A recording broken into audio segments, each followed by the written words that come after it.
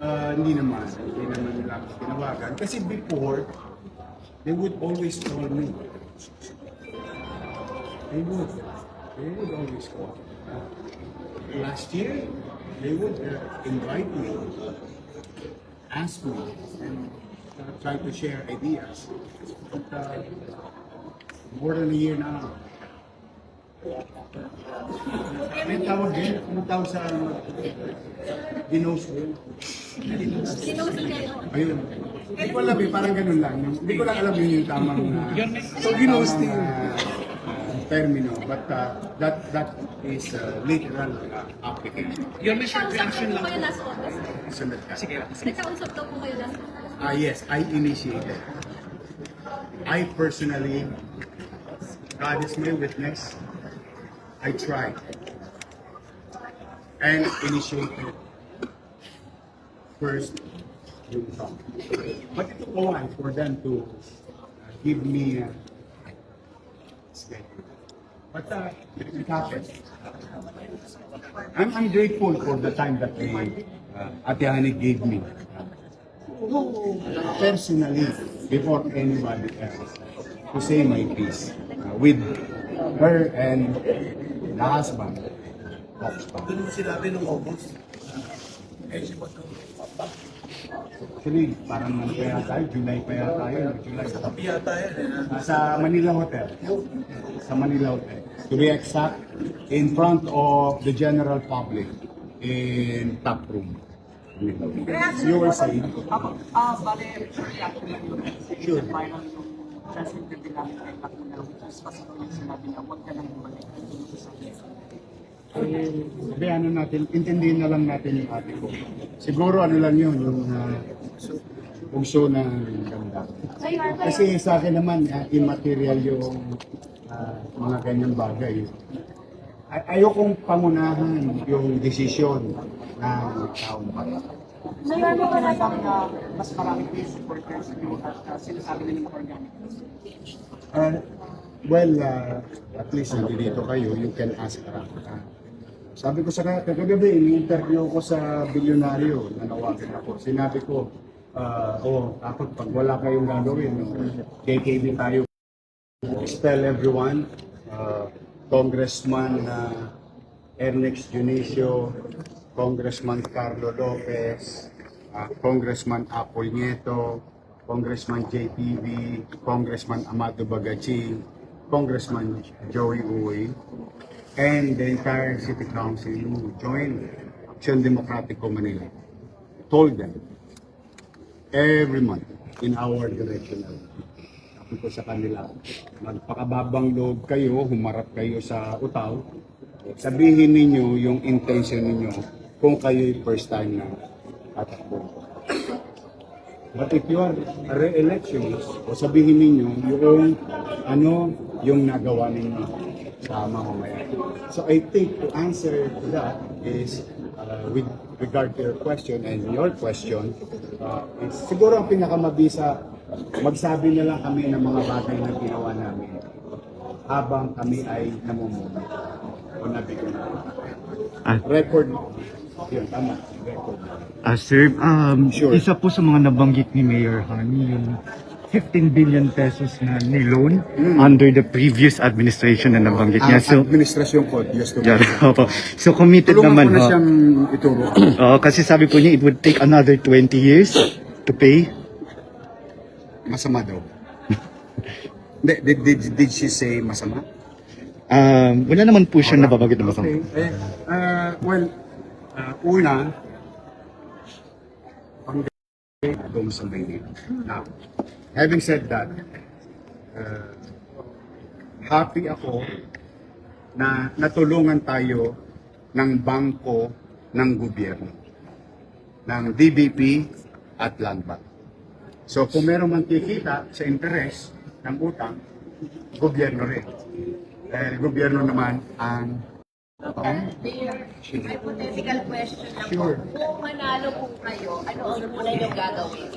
ay ipamimigay ko na yung Pedro Hill Residence, San Lazaro Residence, at saka San Sebastian Residence.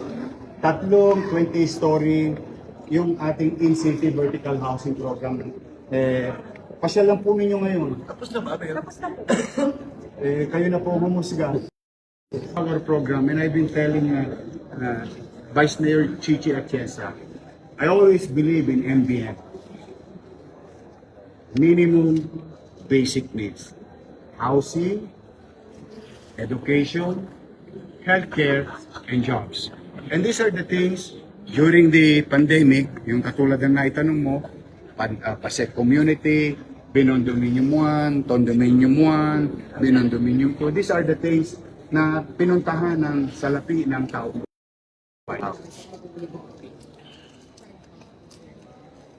Pagkakaisa ba natin ang City Council?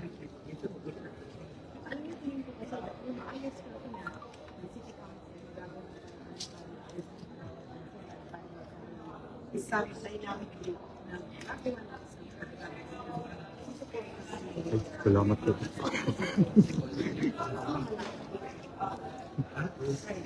Ay, ma'am, yung sister niyo po si Councilor Miley Atienza, no? She's running under Mayor Hani. Wala naman pong hidwaan or something. Walang-wala po kami naman. Dahil sa aming pamilya, may demokrasya. Okay lang sa amin kung magkaiba ng lugar sa ngayon, pero mahal namin ang isa't isa. At alam niyo, may respeto ako sa naging desisyon niya. Ako naman, nag-desisyon akong suporta na yun may dahil naniniwala ako.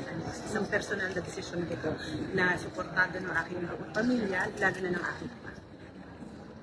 Okay. Ay, Yorme. Mayor, stay for good ka na ba sa Maynila? Hindi ka nakainis ulit. Ayoko maging pala, no? Pala desisyon sa buhay ng tao. Kung sakali man, kung sakali man, sa tulong ng Diyos at ng mamamayan, kami pinala. No? We will create a decade-long program. And the trust of a 10-year plan will, focus on MBN branch, minimum basic needs. And it's very clear with Vice Mayor Chi Atienza and our team, Congressman Bagaching, Congressman Joey Uy, Congressman JTB, Congressman Apol Nieto, Congressman Carlo Lopez, Congressman Ernest Dionisio, and the members of the City Council told them basic services. Pagpapataas ang antas ng pamumuhay. Yun. Or hopefully, wala rin tayo isang dekada ito. May awa ang Diyos. Dito na. Dito na siguro ako makapag-ubos lang. Again, yes, go ahead.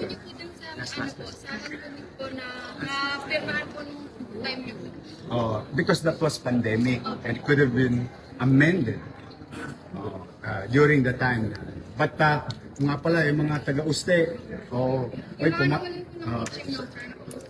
sabi sa kanila, pumanatag kayo, amendahan po yung batas. Tapos na pandemic, ang mga ibang requisitos na hindi na kailangan because at the time we need to create laws, no?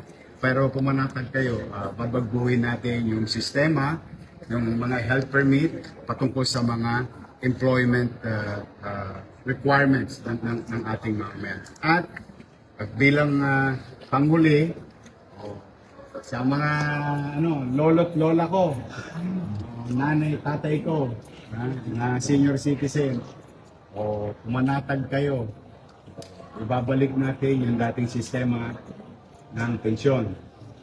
At alam ko, namimiss nyo na yung ensure. Nilalang din ako ng mga senior citizen ko. Hindi, basta pumanatag kayo, babalik ko po kung ano na po yung nasimulan natin dati pa. Pangalawa, sa mga batang Maynila, bagamat binabago-bago nilang ngayon, pumanatag kayo yung sistema ng health center, no? Ibabalik natin sa simple at magaang na lumang sistema. Dating sistema na mas okay sa mamamayan. Pangatlo, manatag kayo sa tulong ninyo at ng ating mga kasama.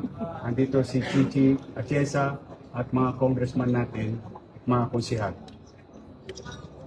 We will make Manila great again. Salamat nyo. Buhay kayo.